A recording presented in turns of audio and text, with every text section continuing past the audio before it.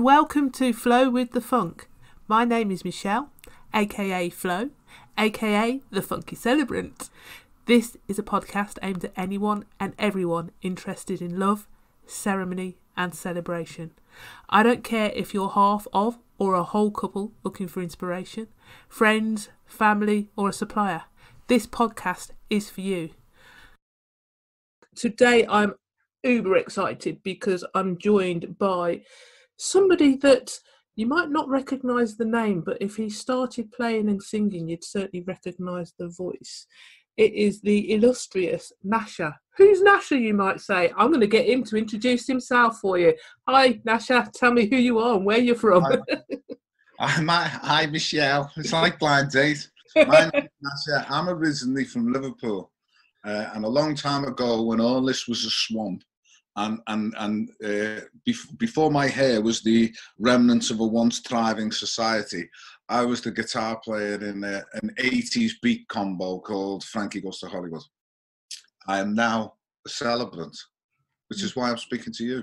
Yeah, so it's like the whole purpose of this podcast is find out how does somebody that was in Frankie Goes to Hollywood end up becoming a celebrant. So let's start at the beginning. So Frankie Goes to Hollywood, my teenage years and early 80s. What was it like being in, a global band? It was, I always describe it when people, because I've been asked that question loads of times, I always describe it as going to a party in 1983 and coming home 4 years later. Yeah. You're in the eye of a hurricane, getting to do what loads and loads and loads of teenage boys dreamt about. Being on top of the pops, going around the world, visiting countries and playing to thousands of people, which is always the best part of being a pop star. Yeah. Is the live concerts. It's like the live performance. It's against the same with being a celebrant, isn't it? The best part of it is actually doing the ceremony. Yeah. Nobody sees the paperwork and the headaches. No. The material that goes into getting to that point. No, it was incredible. And when I look back on it now, I'd lived in London for over 30 years and I've just moved back to Liverpool now. And if people who visit Liverpool now, the city bears no resemblance to what it was like in the 80s. Like a lot of inner city areas, it was deprived and everybody wanted to get out of Liverpool, whether it was following Liverpool and Everton to go to different parts of the country. We had a huge heroin problem in the city. So there was people trying to escape drugs and there was no work here. So there was people going looking for work. So when you're in various parts of this country or various parts of this globe and you bump into Scousers, especially Scousers who say be aged between 50 and 70, they left because there was nothing here. Yeah. And they were looking for something or they were running away from something. And having the opportunity to be in a band gave me that opportunity to get away from here. And that's not to say that I wanted to leave, because I had a good job here. I worked for the council. I was an apprentice electrician. Yeah. And I had a great training. And, this was when councils still existed and doing maintenance, working in different parts of the council, doing my training. And it was a good job. And there's guys who I don't know now, but still hear about, who were still doing that job and still working. And in reality, thank God I did have a trade, because when the pop star thing ended, at least I could get my toolbox out again and go back to doing a bit of that. Yeah. But see, the city now, it just bears no resemblance to anything that was here in the 80s. You'll have to come up for a visit and I'll take you around. It's absolutely bouncing. Yeah. Well, not at the moment. Yeah. But we'll wait till it's a bit more open. I think I've only been to Liverpool once, and I was trying to work out whether that was late 80s, early 90s, when I was in the police, and I used to be part of the swimming and life-saving team, so we used to have competitions all over the country. And like you say, we came at once, everything had grills up, everything was boarded up.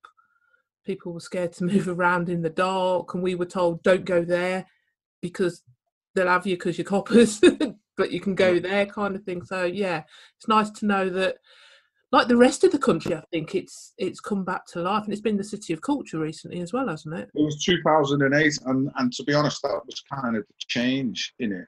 We've always had quite a big student population here, and to a large degree, the students saved the city, I would say, because the population of the city, for example, my daughter was brought up in London.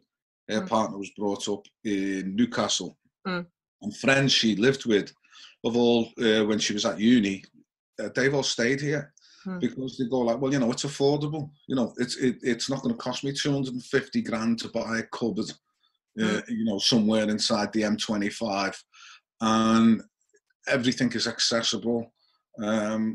It's just buzzing. It's such a fantastic place. And in terms of what we've always had, the architecture of the buildings, incredible, second to none. And you say, this goes back to, we were the heart of the empire at one time, facing the Americas.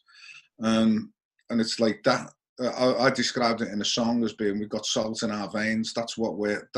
We come from the sea. And also we've got an incredibly strong Irish influence in this city as well, which kind of gives us that, there's an expression in this city that Scout's not English. We don't associate ourselves and who we are with the rest of England. We are what do they call them? Scout separatists. You've always been radical up there, though, haven't you? But this is another thing as well. When moving back to this city, when I left this city, we were under the Thatcher's boot, and no one was doing anything for us. There was a famous expression by Michael Heseltine at the time saying, "You can't make water flow uphill," and he suggested a managed decline of Liverpool. To withdraw funds, and basically the Tories are going like, well, they don't vote for us. They've never voted for us since Victorian times. So why should we give them any money? And we don't care about them. And it's interesting recently how under freedom of information and how that people who were police at that time, who come to retirement age. I read a book recently. And a guy was saying he had an interview with an unnamed policeman. It was quite high up. They turned their back on heroin dealing here. So it was all like, let them all just kill each other. We'll put a wall up around them. I mean, if they could, they'd cut us off and pushed us into the Irish Sea until we hit the Isle of Man. But it's, and I'd say leaving the city at that time and being, you're political, and you go to the south of England and you go and do this pop star thing. And I've always thought that when I speak to people in the south of England, that they think my politics and my stance and my opinion is quite radical, when really, when I come back to this city, I'm not a radical at all. You just fit straight in, Yeah, and politically, when I say being back here, I've been back here since September, and politically, and how switched on we are politically here, we're just miles ahead of the rest of the country. We really are, and that sounds like, another one of those Scouse exceptionalist things to say, but it's true. Look at the boycott of the Sun newspaper. We're right. It's dying. It's dying, and it's dying because people are realizing we don't want to have that hate and division, and we don't want tits over our breakfast. No. Yes, and we were right about that, and we'll be proved right again about these Tories and what they're doing. This is. Anyway, don't. We won't get too political. Go down that alleyway. We won't get too political.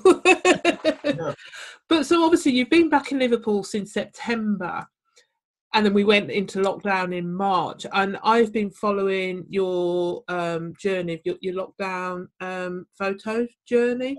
So obviously it's a completely new city for you moving back into it. You had 6 months of adjustment. How much fun have you had actually going around Liverpool while it's been quiet? Oh, it's been, the day the shops open, I was upset that it was over. And a lot of people were rejoicing, you know, this is it, it's come to an end. But for me, I live about, I could walk to the Liver building in 10 minutes from where I am. I'm right on the river. Yeah. And so for me I refer to my daily walks around Liverpool as my Victorian gymnasium. Yeah. Because that's what it was like. And when you think about taking in all this city has to offer, when you're walking through a crowded city centre, you're looking at what's in front of you, because, you know, invariably some idiot's going to bump into you whilst looking at their phone. Yeah. You know, a lot of tourists now trying to find out where the cavern is. Excuse me, there. Where is the cavern? And we had the opportunity under lockdown to just be walking through major thoroughfares right down the middle of the street. And you can look up and see the architecture in the city is absolutely staggeringly beautiful. There are some amazing buildings, and even stuff that, you know, streets I've walked down thousands and thousands of times, that I have now had the opportunity to just sit there and look up and go, wow, I never saw that before. And you know, the Liverpool Council have probably destroyed more than the Luftwaffe did, but we've still got some absolutely outstanding developments here, and it's changing. It's new, and of course, you know, it's when you look at what's happening at the minute with the Black Lives Matter movement, and you know, the slavery aspect of that, and slave traders being toppled. This city owes its very existence to slavery, really, and we have to accept that. And we've got statues of slavers here, but I'm not one for tearing down statues and revising history. Let's educate people who these people were. And I heard a guy who's a tour guide here, a guy called Lawrence Westgaff, the other week talking about this, and he did 10 minutes. That was just, I was sitting in the car going, that's spot on. Yeah. The new parts of the city, let's embrace that. Let's embrace the fact that the places have changed. You know, there was a building here that was rebranded as Beetham Plaza, but before that it was Wilberforce House, and Wilberforce was the one who led the abolition of the slave trade. So let's move into a bit of that as well, and let's have new Liverpool. But we can't forget what we have, the money that was here. And as I say, you can see it in every single building. The Victorian splendour and the wealth was ridiculous. You know, sugar, tobacco, cotton, bananas, everything, the trade that was coming in from the world, you know, oldest Chinese community in Europe. So the city's stunning. I'll definitely coming up. Yeah, definitely. Yeah, honestly, it's and I say to walk around it and take the photographs. I mean, if you'd have followed it from the beginning to the end, there was a lot of duplicates. So it was at the point where it was all about the sky. It was all about getting a great sky, and it was, say, when it was over and I walked into town and it's like there's people everywhere. It's like all these noisy neighbours have come out and ruined my back garden. Yeah. How annoying. Well, there's been a couple of things like meeting up with mates and just grabbing a few cans out of the supermarket and sitting in a nice place in town and just sitting there having a beer. And, you know, we're only doing that because the pubs are closed, and now we're going to have to go back into that thing of having your little social media bubble being taken out onto the street. And whilst I miss that, I will enjoy hugging my friends again. I'm a big hugger, and that's quite a weird thing, you know, to be going up to people and giving it one of them. And so I'm glad it's over. But I'll tell you what I'm actually going to do with the pictures. This, while you're talking about the pictures, I had an idea of the 50 funerals that I've done under this lockdown. At least 10 of them have been COVID victims. So I filmed a load of stuff as well. So I've got about 60 clips of film, 5 to 7 minutes long. And I'm gonna go back to these people whose funerals I did, and I'm gonna speak to them and ask them to talk about their loved ones that they've lost, and put their voices over these pictures, and call it Liverpool Eulogy. And because that is one thing that's been missing from all the thousands that have died is the personal side of that. And I don't know if you've done any funerals for that, or if people you know have done funerals. To us, because we're not suffering, but we're seeing what has been the damage that has been left behind by this and the devastation, and we're seeing the real personal aspect of that, and it's not just a number. I mean, and that was something that I included in all the eulogies I did for COVID victims, which is like this person who we're saying goodbye to today is not going to be remembered by their cause of death. We'll remember them for the lovely, affectionate, warm, beautiful people they are. They're not a victim of a global pandemic. And I think that's what set me off on this thing, to go, you know what, I've got access to these people. I've got their eulogies. I mean, just some people saying stunning things, heartbreaking, but really personal, really personal. And they deserve to have their moment. And I think it would be a good backdrop over this ghost town, or this ghost city, with these people's talking about it. So that's something for me too. I've got to go through the 60 or 70 clips I've got first, though, and decide which ones I'm going to use. But it sounds like an amazing project. So definitely look forward to seeing that. So, and you've kind of segued quite nicely into, you've been in a top-selling global band, you've been in London, you've moved back to Liverpool, and you've got to know and love your city again in lockdown, which is absolutely amazing, and how many people get to do that. But through it all as well, you started training to be a celebrant, and you seem to be flying. So how did you go from pop sensation to celebrant? There was many years in between that of being a pretty decent electrician. I was a good electrician, and I was self-employed and worked in people's houses, and I'd got all my work through word of mouth. And I'm getting to that age where the knees and the back and the ankles and all the rest of the bits that really start hurting when you're crawling up and round lofts and stuff. Too old for that. And I'd done 2 eulogies at 2 friends' funerals. And I'd also spoken at my mother's funeral, which was a few years ago. And it was after I'd done the 2 for my friends that the people afterwards said, that was really good, you did really well there, and it was perfect what you said about him.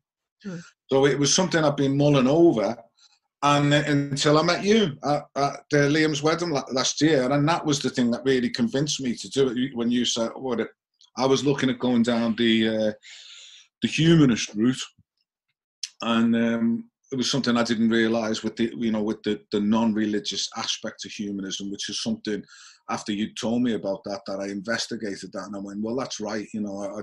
I'm not a religious person myself, but I have to have respect for people who believe that. My mother-in-law is a devout Catholic, and I've done funerals where people have wanted prayers and say things, that we don't all have to be knocking at the doors of the church to be religious people, do we? And in terms of Jesus Christ, I think as someone who was brought up in a Catholic school, Jesus was a socialist for me, and he cared about his fellow man. And if I'm going to choose my life with or without God, then Jesus Christ and what I was taught about him is a good start. A good start for, like, let's move forward with that. So then I went to do the training course. I went to Leeds for a week, and I thought, well, I might as well. I was more interested in doing the funerals than the weddings, but they were both at the same time. And I thought, I'll go to Leeds for a week, and met Lita, and that was in November. Took Christmas off, took most of January off as well, and then got some cards printed up and sent them off. And it was interesting, actually, because it wasn't really. I got some wedding cards made up, and I got some funeral cards made up. The wedding cards are white, the funeral cards are black. But on the wedding cards, it had a bit of a bio which mentioned the band and a little bit about me and what I did, or what I used to do. And so I went round the south end of the city first and dropped off cards in about 15 different funeral directors. And I thought, well, you know, when I go up the north end, I'll drop the wedding cards in because it's got this biog. And that's what got me the gig, my first gig. Because someone rang me up and said, oh, I've read your thing here. And me and my colleague said, the next one that comes in, we'll give it to you. And that's really fortunate. It's a good leg up to have. And then I did a couple and I got really good feedback, and I encourage people to feed back to the funeral directors, and they've been made up. They've been so pleased. They're saying all the families love you. And some of the testimonials I've had off the families, which I've put on my website, are really good. So sincere, from the sincere to the funny. I had one the other day, the woman had said to me, she said, she thought she'd replied to my text, and she said, oh my God, your ears must be like crispy duck. We were talking about you all afternoon. And I said, I'm going to have to put that on my testimonials. Your ears. But it's, in terms of going forward, I think the weddings I see as it's a big deal for people, and it's a lot of pressure, and I think it's a lot of preparation, and I'm sure you could, you know, as someone who has been doing this for a long time, you'd be able to say, yeah, that is the case, and it is meetings, and it's people's big day. And I like the idea of doing a funeral, so unless somebody really asks me to do that, I don't think I'm going to bother with trying to do weddings, to be honest. So I'm loving the funeral side of it. I'm loving meeting the people. I see the job. I mean, especially now with these limited numbers. I described it to me mate the other day. I said, I feel like a footballer who's signed a contract, but he's managed to play a whole season behind closed doors. You know, so I've kind of learned the job without having to be. I don't really get nervous in front of a lot of people, but I would have done, you know, I'd never felt nervous like that before. When I did the first funeral I did, because for me, you know, standing and playing in front of people, playing in front of thousands of people is much easier than playing in front of 50 people, because you can see them all. 10,000 people, you see the first 3 rows. So I've got to get in that the time that I've been doing it. I've got my chops together, and I've got my good bits, and now I've kind of got my own ceremony that it's basically the words and that's in it is all the stuff I've written, and I've got like a note with my greatest hits on, you know what I mean? Like, okay, if somebody started that, this is a really nice thing to say about that. And if it's somebody who's got a load of grandkids, then this is a really nice thing to say about that. And I like helping people, and I like being nice to people, and I see the job as the funeral celebrant is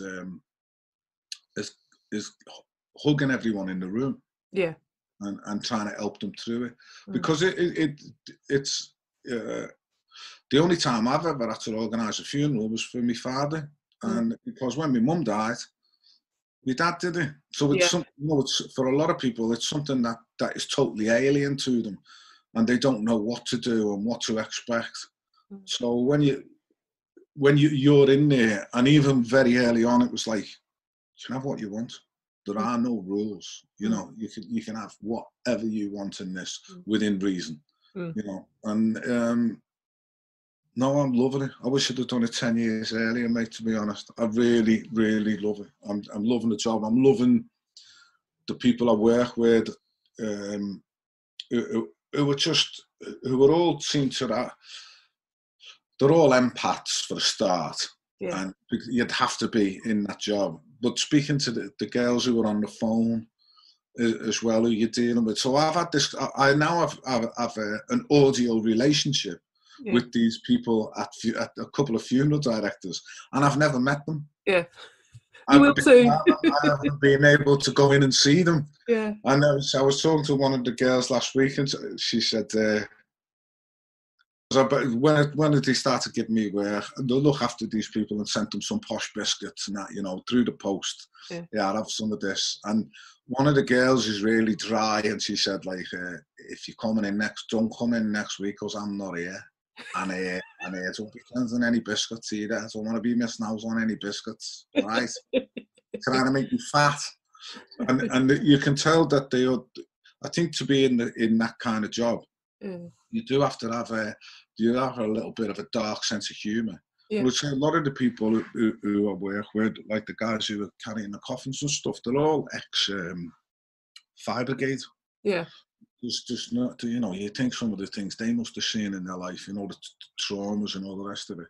But it's, I'm just absolutely loving it. And for the first time in my life, I get to wear a suit for work. Yeah. I've developed an absolutely shocking eBay habit for German street ties. Right. I'm following the Michelle Taylor the Michelle Taylor approach. Get one in every colour. Yeah, absolutely. It's got to be done. Yeah. No, I was like, so. I mean, I know might be a bit of a loaded question, this. So we obviously met at a wedding. Yeah. It was about this time last year, wasn't it? Was it June, July? Yeah, it was. Yeah, it was about this time last year, wasn't it? And so was I the first celebrant that you'd seen in action? No, I'd seen one from a really good friend of mine. And it's a funeral I'll never forget. It was the first time I'd been at a non-religious funeral, and my mate had committed suicide, and I was about 2 days before. This was so bizarre. His brother-in-law rang me up. Well, he sent me a text message, and he said, "Can you bring a copy of Two Tribes to the funeral?" And I went like, "Yeah, whatever." I'm thinking, this is a bit inappropriate, like, you know, asking me to burn off records for him while he's supposed to be at his brother-in-law's funeral. So this guy who I'd known 10 or 15 years, and I turned up and I gave it to him, and he said, "Oh, good, yeah, thanks." He said, he's going into this. And I went, he's a Frankie fan. He went, "Yeah, massive." So in all this time, I'd never known him. I'd never known that he was even a fan of the band. So that was quite weird. So he came into Frankie and he went out to Pink Floyd. But he had this guy doing the service for him, or the ceremony rather. And it was just full of really hackneyed cliches that could be applied to everything. You know, there was no doubt in his sincerity, but it was the idea of having a non-religious funeral for me would be that you're not having the same funeral that 2,700 million Catholics have had before you. Or the only thing that's changed is it might be in Latin and your name's in it. Yeah. You know, yours is the same as Billy's, as Fred, as Martha.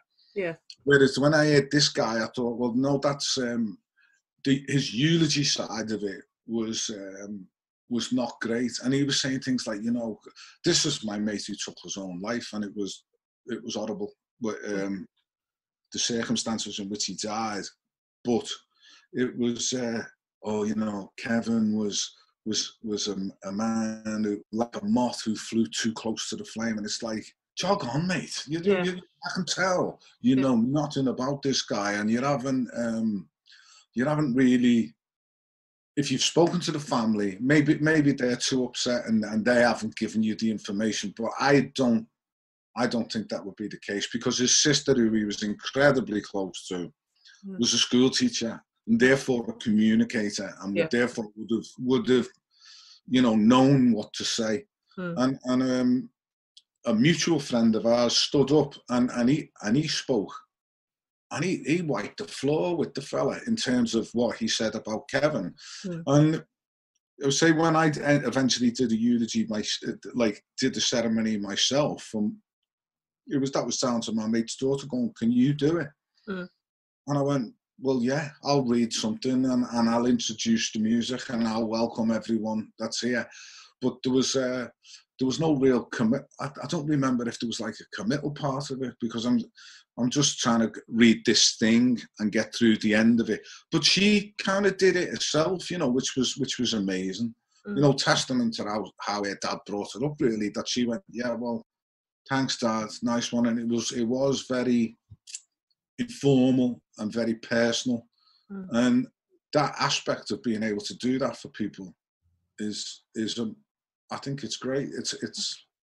And again, being a writer, being a songwriter, it ticks that box. It ticks the wordplay box and the alliteration box and those nice things and being able to say nice things about people. Yeah. Because no bad people die, do they? No one's of course they don't. No. Absolute swine. The world's a better off place without them. Yeah. You can't say that. Yeah. But it's. Oh, you will. There'll be a funeral where you do get to say that. But I'm going to say in the ones I've done it. The only thing when I'm going through the training manual, I had the big files, and I go through it and go, right, these are. I've had the one who's died and left nobody behind. I've had a suicide. I've done a couple of babies. So the only one I'm missing from my training manuals, and I hope I never have to do one, is murder. Yeah. But it's been great, and knowing people afterwards. I've never had the satisfaction in any other thing that I've done when people have said thank you afterwards. Yeah. Like, you know, going in and doing an amazing lighting job in somebody's kitchen and they're absolutely delighted with it because they've had a crappy 4-foot fluorescent and now they've got, you know, 27 colour change LEDs and they're going, oh, it's fantastic. It's not the same thing as someone who say has lost a child and says to you, thank you, you know, thank you for getting us through that. We didn't know what we were supposed to do, what we were expected to do.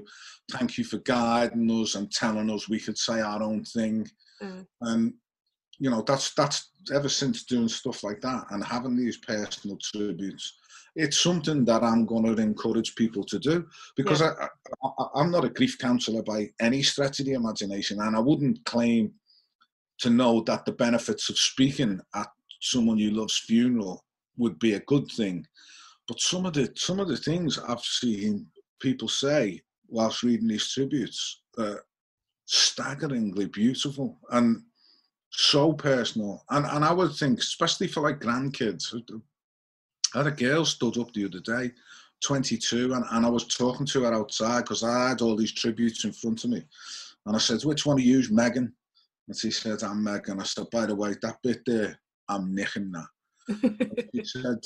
She said, what? And I said, it's just absolutely beautiful what you've written. She said, how lucky am I to have the family that I have that losing one of them hurts this much? Yeah. And I think, wow, yeah, that's great. That's great. And just fantastic. It's great. You can tell I'm absolutely buzzing, can't you? Yeah. But that's the thing, when you find a role in life that just feeds your soul, it's not a job. Yeah. It's a passion, it's a vocation. I mean, I've done memorial ceremonies, but I've never done funerals. So I have the same passion for weddings that you're clearly displaying for funerals. And when I've delivered a good one and I've got everybody eating out the palm of my hand, everybody's laughing in the right places and coming up to me afterwards and saying, oh, that was brilliant. Because at Liam's wedding, it's quite funny because I did the practice the day before, so you weren't there for that.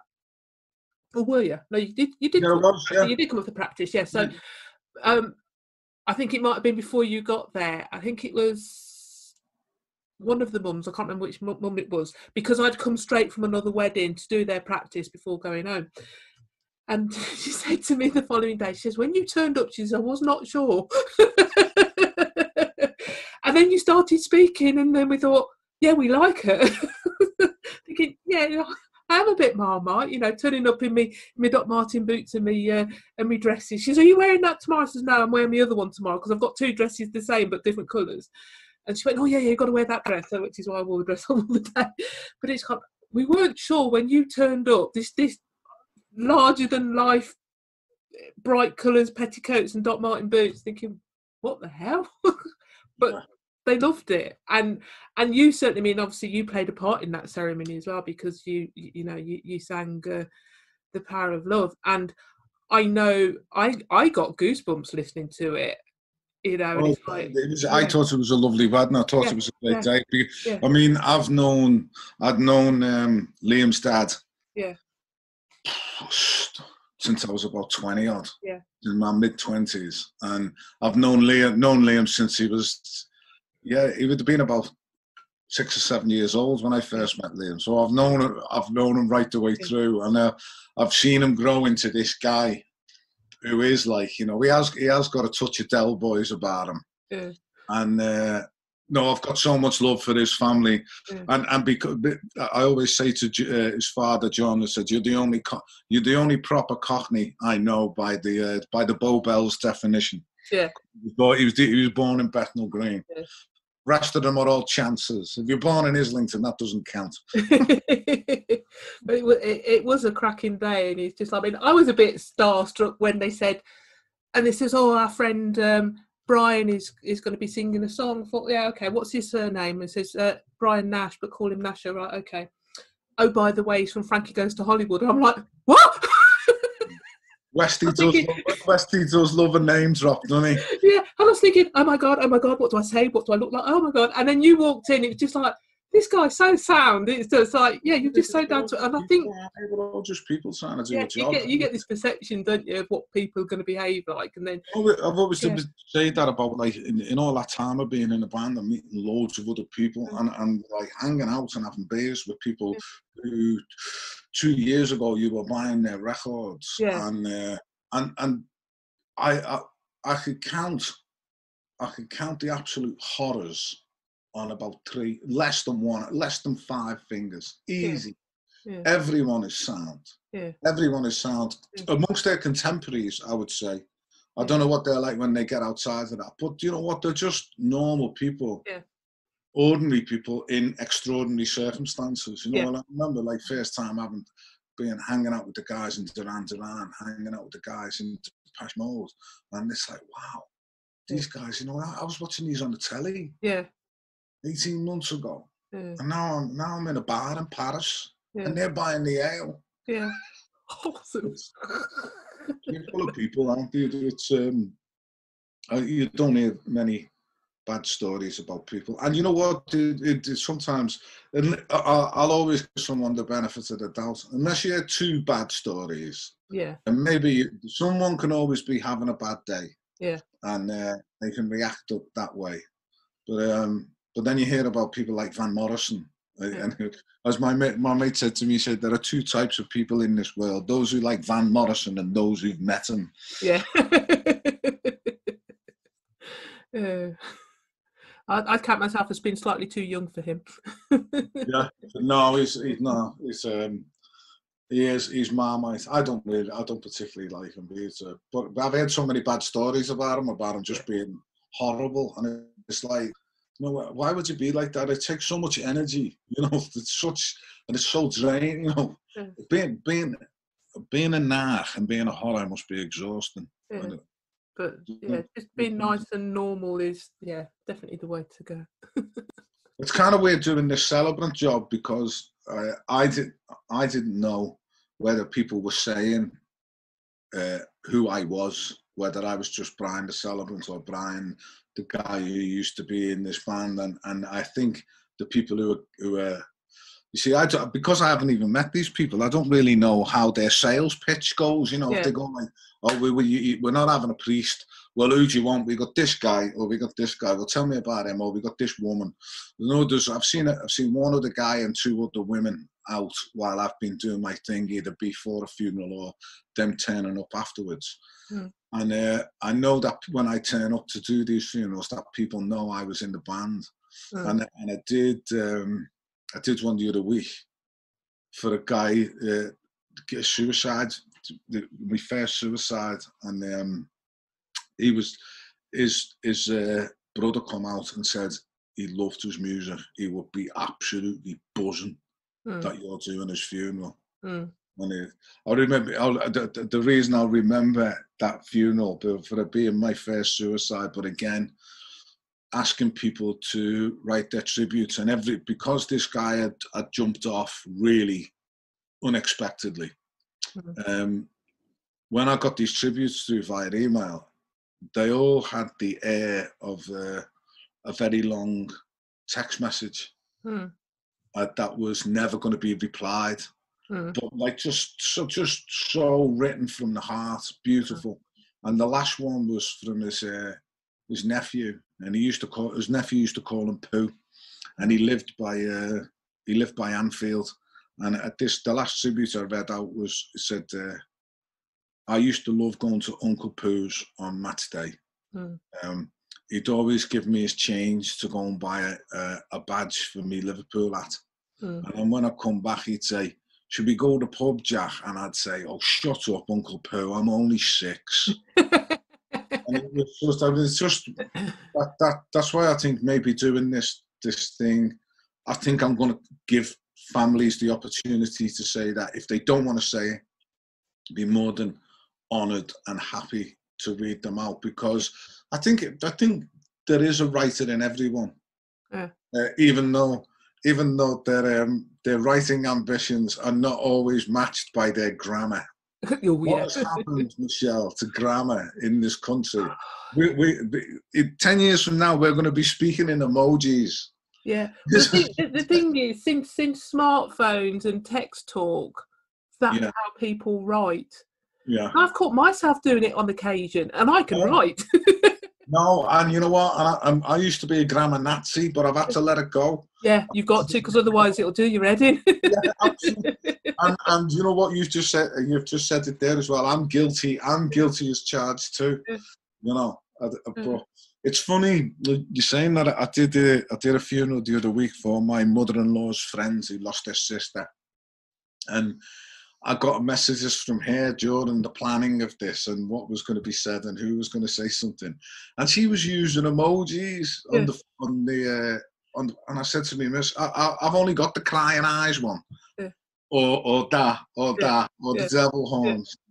I'm just going like, these have got the what's this? I'm asking me, Mrs. Gomez. She's going like, that's hopes. Okay, and what's the rainbows? Oh, that's like that's hope. Hugs and hope, and then smiley faces. Yeah, I don't know. Brilliant. Yeah, I need to get my own emojis. Just like we need to develop a sarcasm font, especially on Twitter. I think that would be in use every day, multiple times a day. Yes.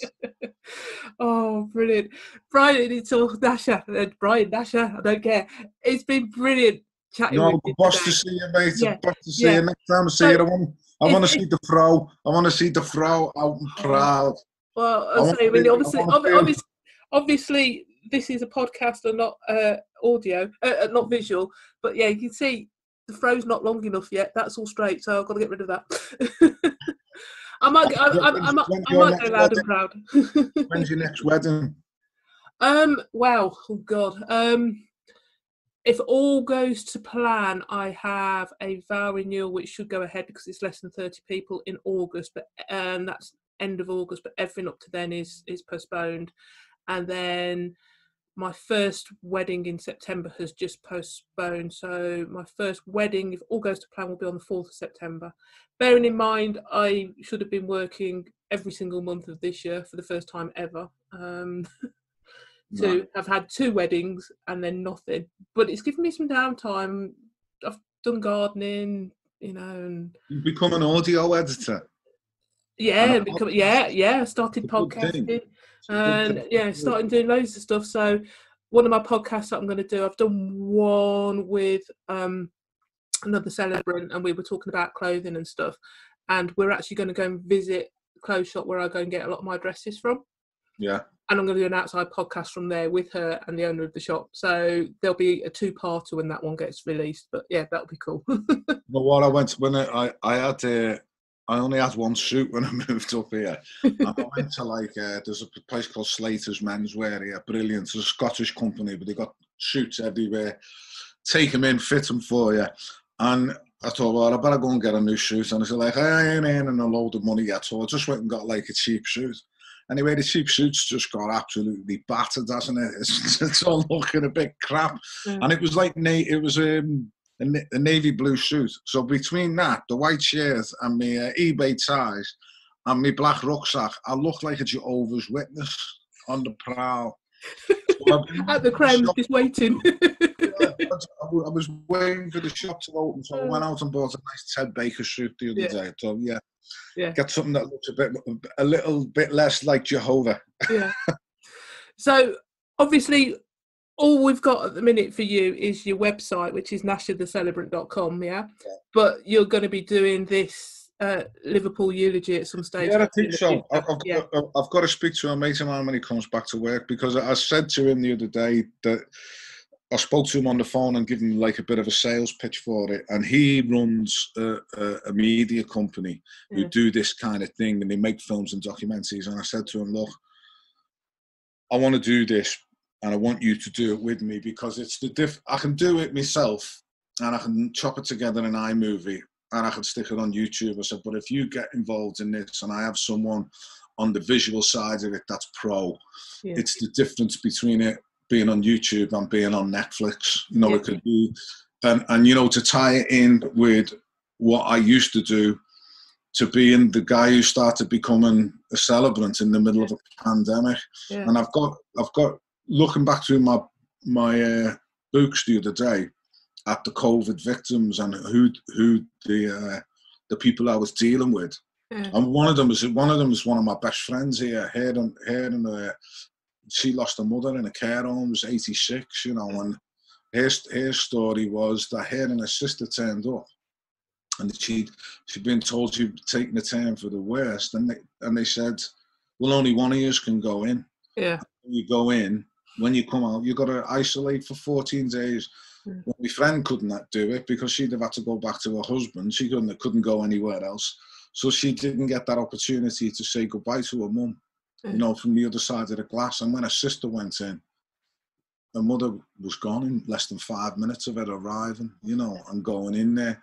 And I think there's a lot of, I don't know whether it's as the older we get, and the closer we get to the front of the queue, we're looking back, we start looking back over our shoulder. I had no interest in history when I was 20.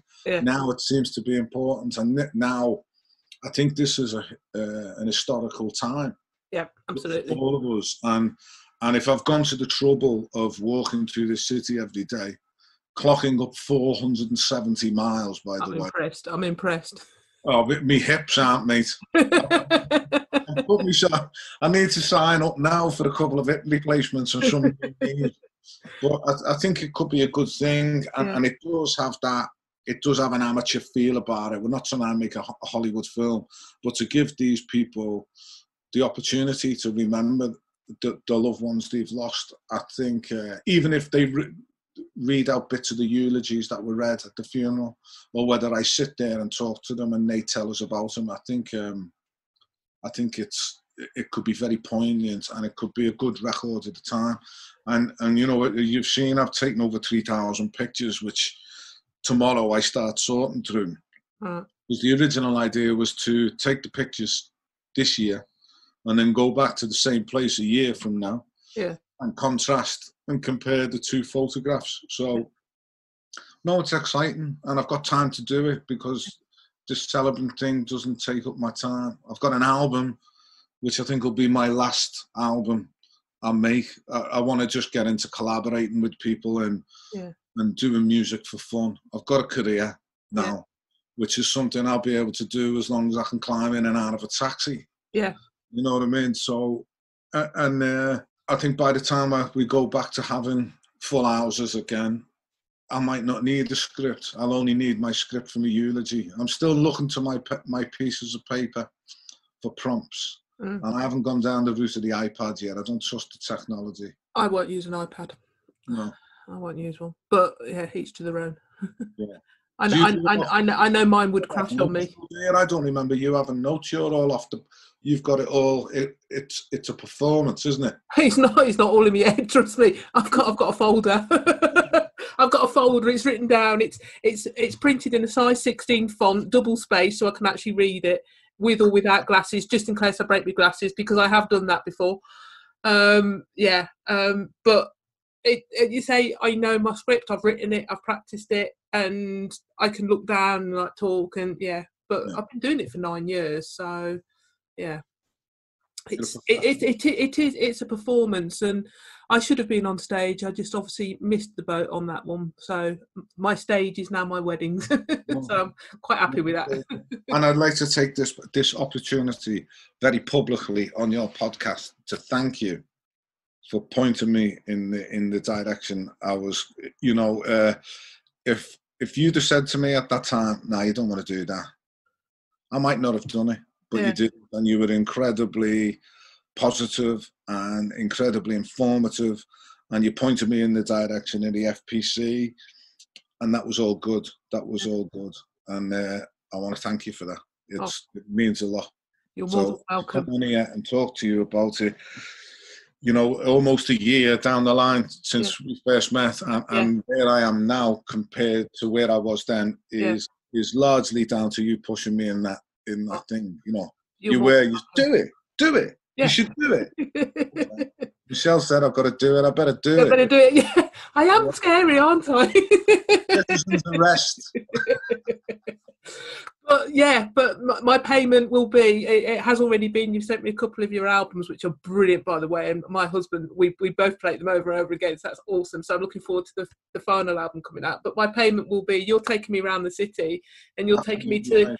Well, what food is Liverpool famous for? Obviously, if you're coming to Birmingham, it'll be a curry. Right. And you know what? The thing that works in your favour, because you're largely weekend worker, right? Yeah.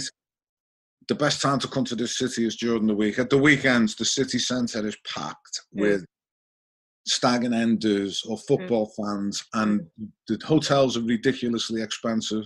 Yeah. You come up here on a Tuesday, out of the football season, you can get a travel lodge and a train there and back, and a travel lodge for 2 nights for £100. We're on.